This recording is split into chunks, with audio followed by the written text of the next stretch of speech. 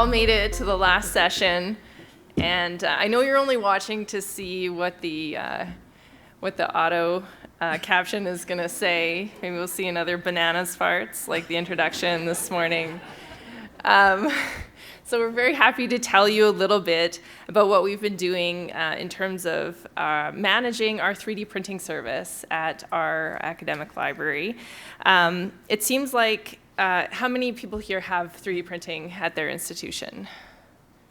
Okay, yeah, and I wonder if we actually all have like that many different solutions for how we manage our 3D printing service. It seems like everyone is kind of using different things. Some people are adopting software or building. So that's what we're talking about today. And I think the reasons why we have all these different systems is because in some cases our solutions, we want them to be specific to our situations. But we thought that it might be a good opportunity anyway to share what we've been doing. So, you can tell I'm a teacher. This is our outline. This is what we're going to do. We have a mediated access service. And the reason we went with this was our number one goal for our undergraduate audience and our faculty and staff at our institution, McEwen University, was to create a barrier-free access to 3D printing technology. So that was our number one goal. We really wanted to focus on providing learning experiences and also an outlet for creativity. So based on those goals, we decided to go with a mediated access model. I know that some have direct access where students can go directly to the 3D printers and they just print off whatever it is that they have created. But this is basically, they submit online, we do the slicing and print it off and they pick it up. So the system that facilitates that was built by Dave and Mike Schouten, our library IT department. Our very quiet library IT department. Our introverted IT department. This is kind of the process that we went through. Just to characterize our service a little bit, we started with 4 full-time staff, but these were not full-time dedicated. So none of us had more than 30% of our work time really focused on 3D printing. And then, of course, we have the 2 IT members who built it. We later added 4 part-time staff. Again, everyone's really doing this off the side of their desk at our institution. We started with 3 Ultimaker printers, and we immediately added a 4th, and 0 restrictions. So we added some pretty quickly, restrictions that is. This is what it looks like. We also didn't have any space, so we carved out a little space across from our borrower services desk, and we put the printers in there. It's very visible, but it is pretty small to work in there. So this is what we thought we needed. We needed a system that could interact with multiple technicians who are slicing and managing the jobs. We needed to track the print process and the conversations with users that we were having back and forth about how they wanted their objects to be printed. We wanted it to be easy for front desk staff to check. So when inquiries were made as far as, okay, where's my job at, how's it going, that they could check and see the status in the system. We wanted it to be customizable because we really didn't know how it was going to go. We wanted to have some flexibility there. And we wanted it to have reporting capability so that that could help us evaluate what was happening with the service. Okay, so when we first started looking at the requirements for it and also the short timeline that we had to implement it, the first thing that we looked at was using the university's ticketing system, eHelpDesk. It was already in place. It had minimal customization options, but it did have the communication with the user. It had a nice workflow built into it, but there was very limited customization. Everyone in IT departments, aside from library IT, would be able to see all the statuses. It wasn't ideal. We also looked at, And in terms of usability, yeah. it was just way more than we needed, like in terms of training a number of staff to just check in on it in response to those inquiries. It was way more than we needed. Yeah, another option that we looked at was, so Mike Schouten is a workflow specialist, and he's built a couple of other systems for the university. We looked at building a print system from the ground up, completely from scratch. We decided not to do that because, well, we only had a month. And we also knew that sometime down the road, we're going to be going to a full self-service type model. So why spend a huge amount of energy and effort building a system that's going to become obsolete in a year or two? So we ended up going with our third option, which was to use our Drupal 8 instance. So our library website is built on Drupal 8. We were comfortable with it. Our students are already comfortable with it. So is our front desk staff.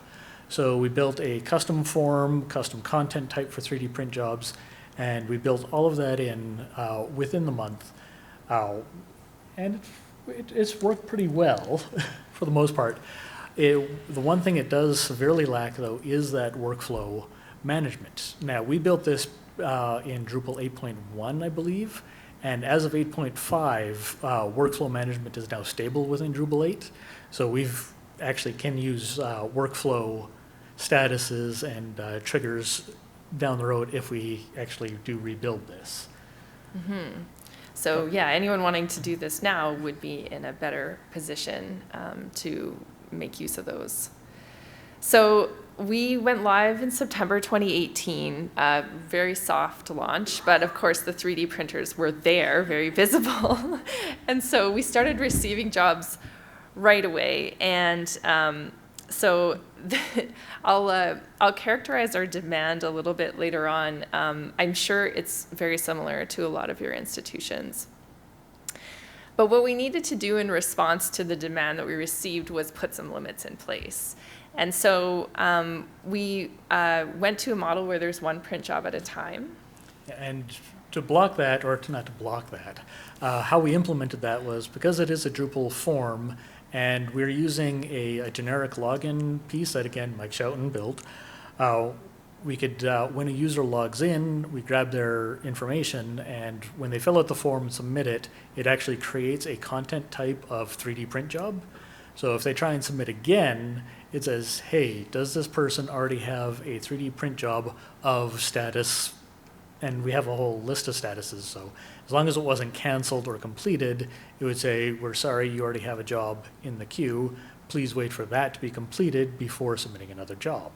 So that was the easiest way we could limit them to one object at a time.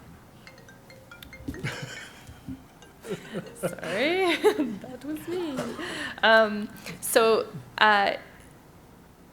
Also, we limited it to one object per print job because, as you know, we are actually, our form accepts Thingiverse links as well as files, and so they could just send us a link to a Thingiverse profile that had, 50 files in it of different objects, and we found that was just not doable in terms of providing equity of access to this service. So that was basically just something where we kind of said, okay, no multiples, you can have one object, and we just sort of communicated with users. And we're aware that it's a learning process, that they don't know how long it takes to print things, so that's one of our major sort of teaching points, is to let them know about that. And we flagged things for academic priority, but we have no, so we'll move those up in the queue, but we have no restriction that it has to be a course-based use of the printers, or that it has to be something that you've designed or anything like that. It's open, and I think that's actually a really important part of our service. So the service limits too is we said that prints need to be under 24 hours, and we do over 24-hour prints, but it's on a case-by-case basis. So basically we tell them that they might need to wait longer, and that it would be limited to 10 pieces and no multiples. We had already had like a no commercial like for resale restriction on our policy, but we still had students from clubs and things who wanted to print hundreds of items of like multiples of the same item that we just weren't able to accommodate. Our form, well, some of our form anyway. If you can see at the top that it has Martina's name in there, that is pulled directly from the generic login. It populates the name and the email address, and then the user fills out everything that they need to do. When they select color, it'll actually show an image of the filament color, and they can just go through, supply the Thingiverse link. I can't remember what else I was going to say on this one. Yeah, so we do have like permissions, checkboxes, and things like that. They're just not shown. This is our main view, basically showing things as they come in. Yeah. So again, with the generic login, we've assigned certain staff to print manager roles. So when one of the print managers logs in, they have an extra menu on the side of the on the left side of their screen that gives them access to viewing the print jobs, viewing the canceled print jobs, the postponed print jobs, and the overdue print jobs. And that's all based on the statuses, and we have 4 views, I think, we put in. Yes. And again, those are quite customizable, and we can add more if needed. Right, so we have the print queue view, we have the overdue view. We do try and get, we have a 2-week turnaround time goal.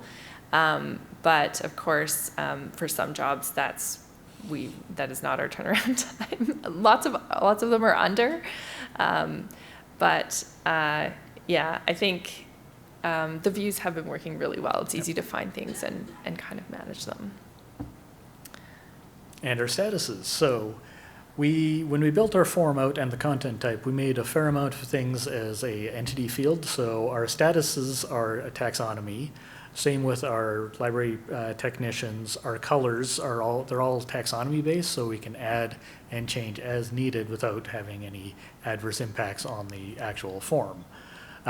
So we have all of these, and it's the block is set on on anything but canceled and completed and errored, or Yeah. yeah.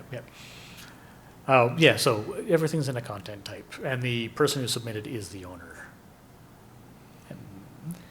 Right. So this is our year last year. So we had 424 print jobs. The vast majority of those were in the fall and the winter terms, of course. Spring and summer are less busy on campus. So our top 5 users submitted from 7 to 16 print jobs per semester. So I'm sure this is not uncommon as well, that we have users who would submit many jobs, and we call them super users. So we'll talk a little bit more about our super users. So this is approximately 74 days of printing time with an average of 4 hours and 46 minutes per job. So you can kind of see what that's like. And so over the fall, winter, and then I grouped spring and summer semesters together, this kind of shows some trends. I also have to say we had a pretty big fail the first fall in terms of keeping up with the demand. What we had to do was actually take some of these, like where people would just submit job after job after job and sort of say, we'll print your first job, but we're going to postpone the rest, and you'll have to resubmit those in the queue as you can, like once we put the restriction for one job at a time on. So they actually reacted pretty well to it. They didn't leave and go away and stop submitting jobs. So we had about the difference between fall and winter was mostly those postponed jobs that we weren't able to print because we were still getting our workflow going. And we did recover, though, because in the winter term, we actually had a longer total print time and the same amount of users and roughly the same amount of jobs submitted, but we were able to cut our turnaround time in half, more towards our targets. So this is, in terms of the amount of our print jobs that are by people who submit more than one print job. ever. We mostly have people, our service is mostly used by people who are return customers, essentially. So this is actually sort of driving our looking at going to having the self-serve stream as well as the mediated stream. So in terms of our workflow, we did specialize by splitting. We actually had all of our technicians slicing and printing and sort of following the job through, which was good for learning and good for quality, but we really needed to split it between the slicing and then the operating the printers. So what that meant was this whole section of submitting, like reviewing the file, communicating with the user, and slicing was all done in the back by 4 of our technicians out of their offices, and then sort of front of house, printing the files off, and then doing that customer service at the front end was done by a key technician and then some other borrower services staff who could keep the print jobs going on the evenings and weekends. So this actually, I think, is what allowed us to meet our goals a bit better in the winter. And it was at this point in the splitting of the form that we decided we added the G-code file to our content type. So when the people doing the slicing and everything were done, they could just upload the G-code into the content type, and then the front-end printers could just grab that G-code, put it on their memory card or the USB stick, whatever they needed for the Ultimakers, and go ahead and print. Yeah, and it's very useful. I think we'd like to have a repository of 3D objects and also modifications that we've made during the slicing process and things. We could do this through Thingiverse or through some other platform, but it's nice to have everything associated in the system. So this is the model that we're looking to, we're actually piloting this right now, where we're training students via a Blackboard quiz and an appointment with one of our technicians to run through a quick print. And then they do the slicing and printing, and we'll manage the pickup process. And so right now, we're starting with basically our top super users and bringing them into this slowly, because we're looking at changing the location of our printers, and we're actually looking at changing the whole setup.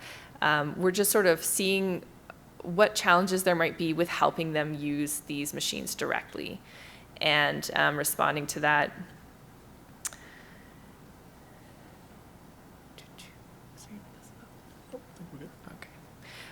So that would mean that the users would be, when we're going through this process of, is it the printer, we would still be fixing the printer for them, but if it's the slicing or the file, then it goes back to the user, whereas right now, we fix the slicing, and we would go back to them for the file, but we would often say, like, this is what it is about the object that seems to be making it difficult to print.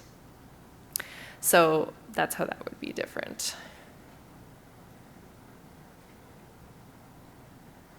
Okay, so the takeaways.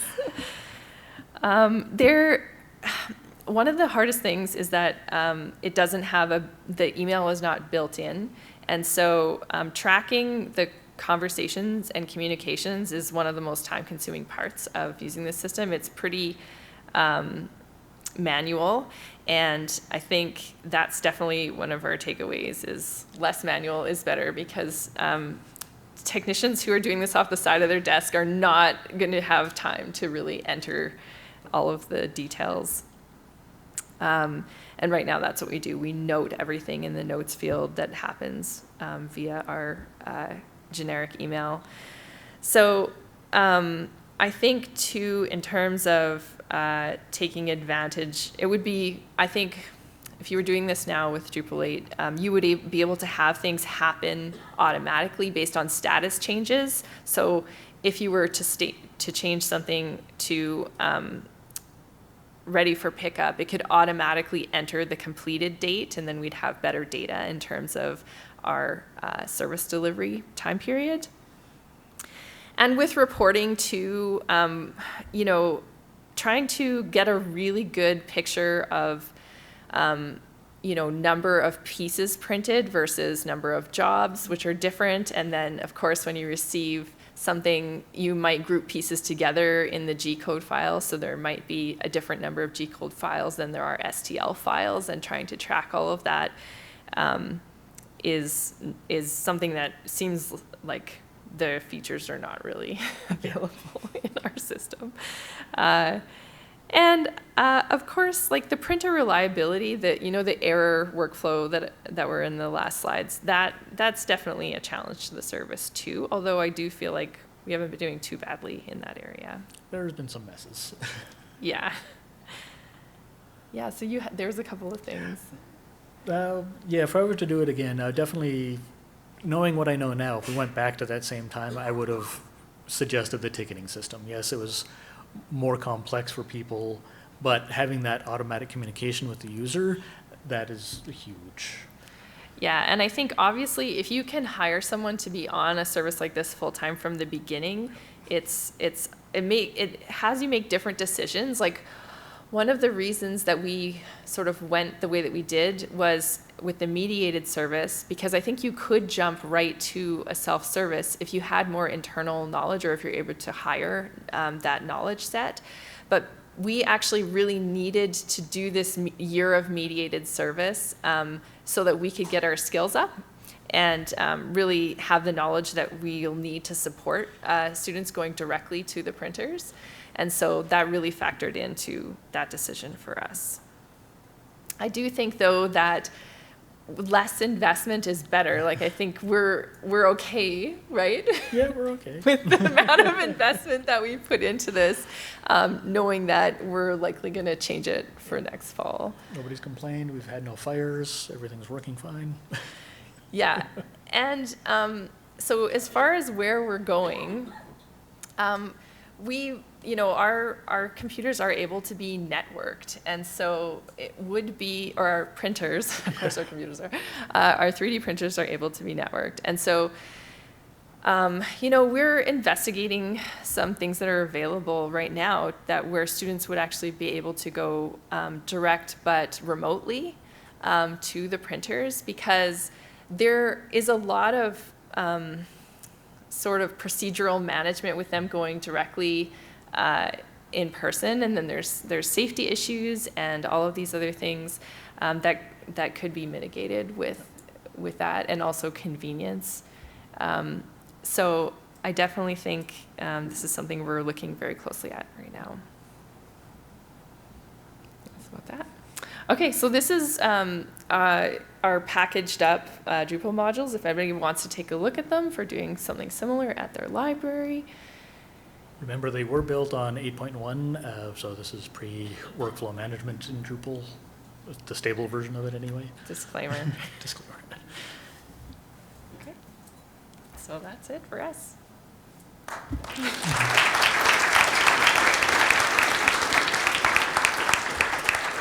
Thank you, Dave and Martina. Questions from the audience? I have a few questions. So, I love the idea of the mediated software and the submission. I was just wondering if you looked at some of the available software. I know it's a bit different in that what you've created is essentially job submission and ticketing, but there's things like Octoprint where users can submit directly. Just wondering if you took a look at those and why decide to develop your own. We didn't take a look does that pick me up? Okay, we didn't take a look at too many third-party options. Again, we had the month, and we didn't want to keep adding more and more things for our users to use. So we already have Drupal, we already have the ticketing system, and there's a whole bunch of other things that our staff and our students already use. So we didn't want to keep adding in more and more stuff. So we just wanted to use something that we had. I think also, yeah, it just felt very unknown. I think we wanted a little bit of control, more control than what a third-party one would provide. So. Fair enough. And also a month. We had a month. Right.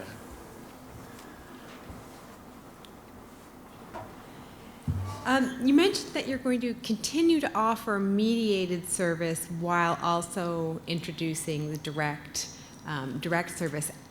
How is the workflow going to be managed when you have both of these sources of jobs? Yeah, I think we've been tossing around ideas in terms of limiting limiting student access to the mediated in terms of maybe after a certain number of prints, then they would need to take the training in order to continue using the service to do self-serve. And so in terms of the workflow, we've really looked at basically shifting some of the more experienced technicians towards all of the training that needs to be done and workshops and things to get people to the self-service. And then just basically trying to put some limits on the mediated service. And we actually we did have charging for a little while, and we looked at having those being different costs.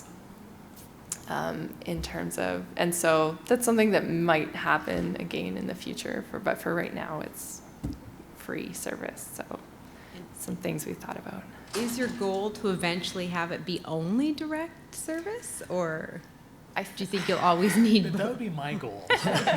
I think that it's really important to have the mediated stream, because there's always new students coming in that just want to know about it and don't want to learn how to slice, even though slicing has come a long way and it's very much more usable than it was in the beginning, those different softwares.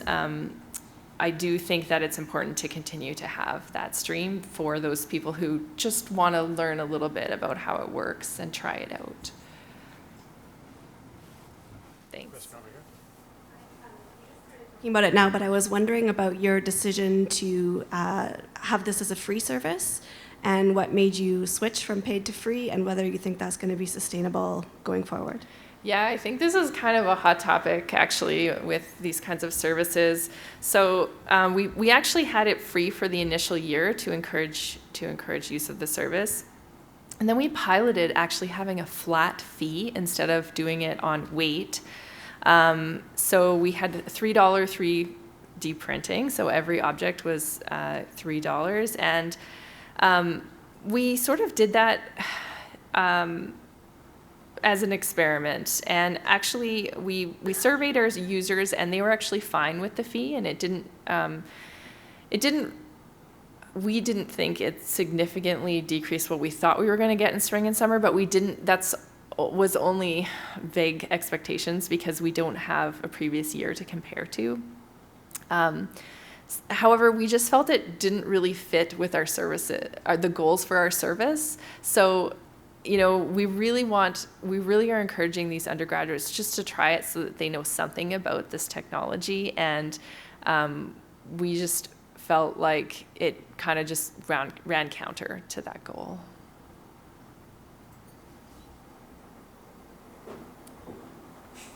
Question over here. Hello. I was just wondering if you had any issues with with adding G-code to the content file, if you had any issues with how it's programmed, settings, those kind of things that come into the G-code? Well, I haven't run into any problems. It's the technicians, like our own McEwen technicians, that are doing the slicing and adding the G-code, so. It works perfectly. Yeah. We haven't had any issues at all with So that. they're adding it, not the user. Oh, yeah. We're not the adding user. it. The users that cannot makes currently submit their own G-code. Yeah. I Coming wouldn't trust soon, that yet though. at all. No, that's what I'm afraid If there are no other questions, thank you, Dave. Thank you, Martina. Thank you.